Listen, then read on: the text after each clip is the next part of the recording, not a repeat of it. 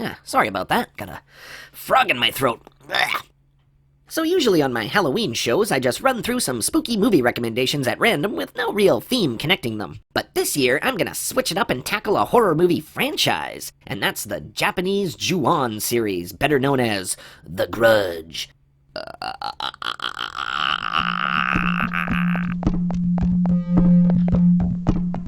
Did you know that there's 13 of these goddamn movies, and a limited series? Now, 4 of them were American-produced English-language films, The Grudge, The Grudge 2, The Grudge 3, and then back to The Grudge. But I'm mostly gonna focus on the Japanese films and just lightly touch on the first 2 American Grudge films. So like any horror movie franchise, there's going to be a level of sameness to them all, so it really just becomes about the kill scenes more than anything. The Ju-on films are no different, but they go for scares and creepiness rather than bloody gore. Oh, people die, don't get me wrong, but it's more about how they're gonna surprise us with each death and where the ghost is gonna attack from. So I'm gonna give you some background, lay out the formula, and then just run through my favorite scary scenes. But I'm gonna warn you, some of them are pretty scary.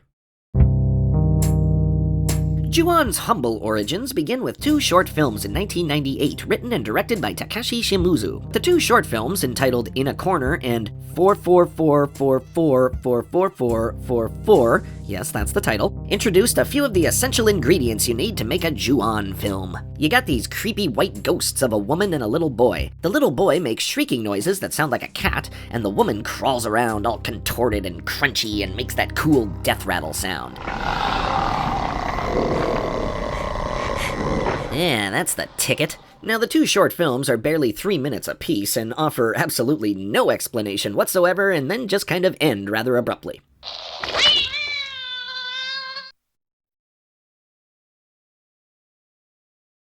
Huh. Well, you gotta start somewhere, I guess. In the year 2000, Takashi Shimizu made Ju-on the Curse and Ju-on the Curse 2 for the Japanese home video market, and this is where we get the rest of the formula going forward. It's explained in text at the beginning that when someone is killed by way of extreme rage or jealousy, a curse is born, a grudge held by the victims of wrongful and violent deaths. Our ghosts are also given names, the Saiki family. Kayako and Toshio, along with their cat, were murdered by their husband and father, Takio, in a fit of jealous rage, and so the curse is born. And anyone who comes into contact with the old Saiki house will get their asses grudged, but good. Alrighty then, now that you have some context, let's watch some scary scenes at... Did you hear that? Hear what? It's probably nothing. Anyways, let's get grudgy.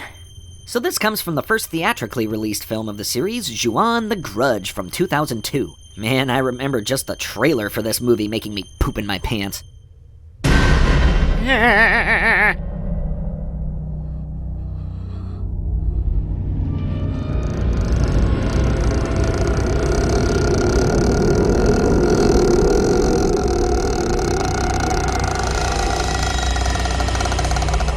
Anywho, a man named Katsuya, his elderly mother, and his wife Kazumi have moved into the Saiki house. While her husband is at work, Kazumi begins to realize there's someone else lurking about, along with a cat, which is definitely not their pet. It's a masterful scene of suspense that continues when Katsuya arrives home later to find his wife in a disturbed state, and he too comes to find that there's somebody else in there with him. Eventually, little Toshio does reveal himself to Katsuya, and we get some of that classic grudge shit. Katsuya then becomes possessed with the evil spirit of Takio, the murderous patriarch. Grudged. Katsuya's sister, Hitomi, arrives at the house for a planned dinner engagement, only to find her brother all weirded out and mumbling like a moron. He kicks her ass out of the house before going back upstairs to where the vengeful Kayako is waiting for him. A day or two after she was inside the house, Hitomi notices that she's being trailed by someone or something. She has a scary encounter at the office building where she works, and it even follows her home to her apartment. And if you think you're safe under the covers, think again.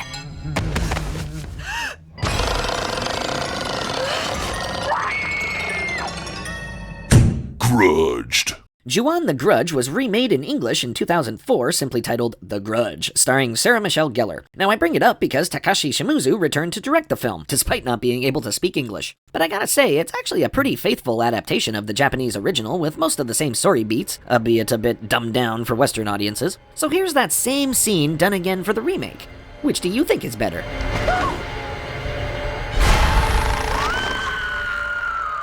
There's even a few sequences in the remake that are lifted from the old video movies and inserted into the story. So this is from the video movie Ju-on the Curse. We're in the Saiki house with a schoolgirl, Kana, and her tutor, Yuki. All of a sudden, Kana remembers that today is her day to feed the school's pet rabbits along with another girl. So she takes off, leaving Yuki alone in the house, who begins to hear strange noises. She discovers an attic space in the closet and proceeds to investigate further. Now, I'm gonna just go out on a limb here and say, probably not the smartest move.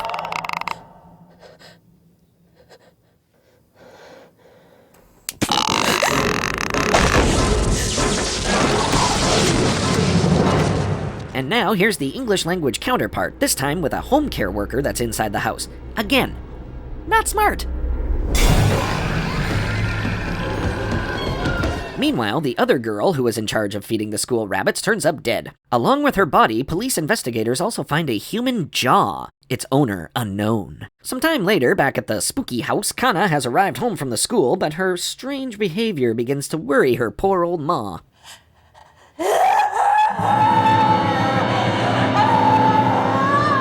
Now, the remake changes up the characters and location, but the gist is the same. And plus, we get good old Ted Raimi hamming it up for us.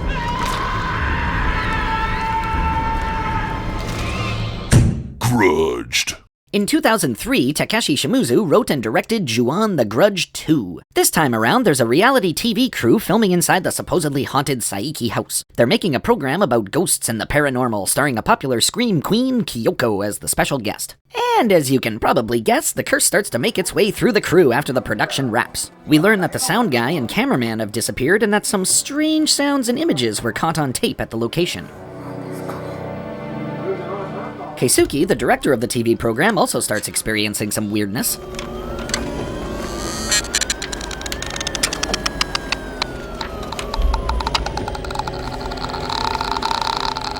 PC load letter? The fuck does that mean? Megumi, the production stylist, turns up missing after a frightening encounter.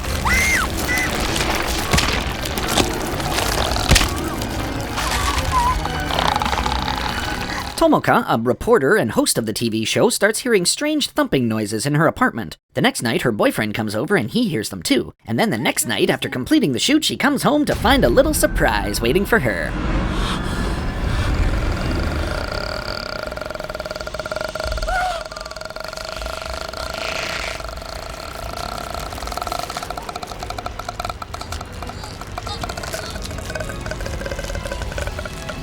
Hair Grudge. The Grudge 2 from 2006 is not a remake of the second Japanese film, but is its own thing, a true sequel to the first English language film. Takashi Shimizu returns to direct, and once again he restages some of the same gags he used in the earlier films. Hey, a good bit is a good bit. Like the old I'm hiding from the spooky ghosts under a desk and trying to reach the phone that's on top of it bit. This was first used in Ju-on the Curse.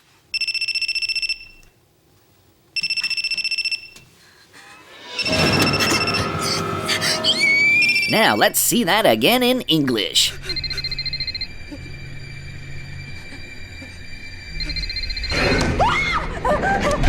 Don't worry, this mean girl does eventually get grudged by the gang, all dirty-like in a phone booth.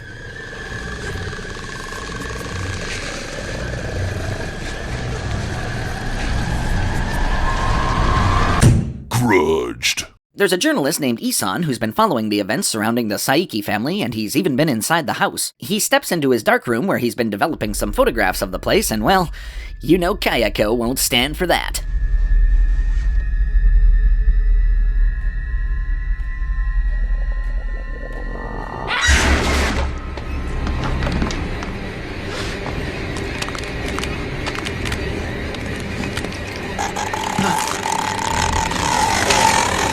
Grudged. Oh, damn it, did you let the cat in? You don't have a cat. The English language Grudge 2 would be Takashi Shimizu's final Ju-on film to date, with 6 in total, and after his departure, the films did lose a certain kind of flavor to them. As the original creator of the material, he knows how to execute it properly. And the remainder of the series, sadly, is pretty hit and miss at best. So the only post-Shimizu latter-day Ju-on film I'm going to recommend to you is Ju-on: The Beginning of the End from 2014.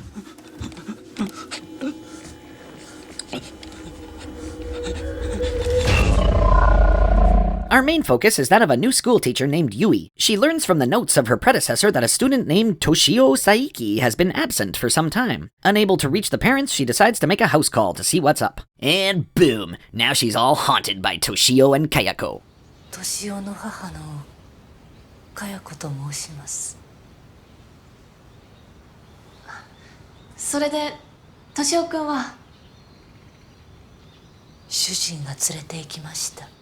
Yui's boyfriend, Naoto, grows concerned with her increasingly strange behavior and starts digging into the story of the Saiki house, even making a visit there himself. And if you've been following along, this will not bode well for this poor fool.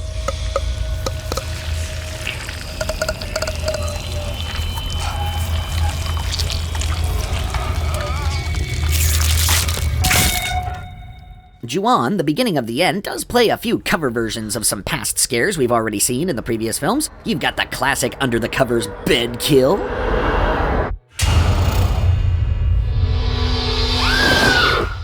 We also get a new rendition of the old ripped off jaw traditional. And of course that beloved old blues standard, spooky attic scene.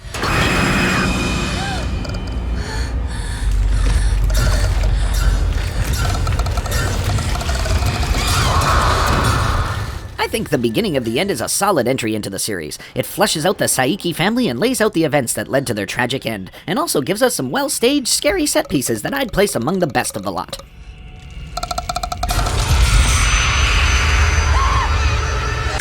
Grudge, bitch.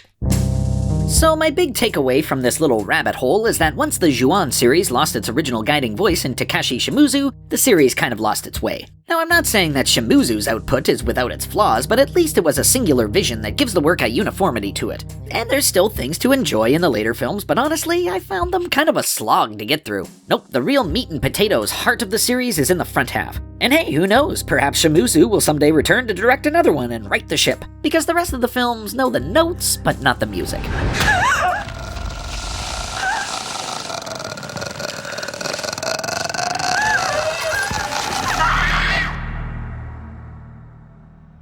So yeah, go check out some Ju-on films if you haven't seen them. I'm Eugene, this is my film show, and I'm wishing you all a safe and happy I don't like this. Alright, that's it. I'm out of here. No, Kev, don't leave me. This is really spooky.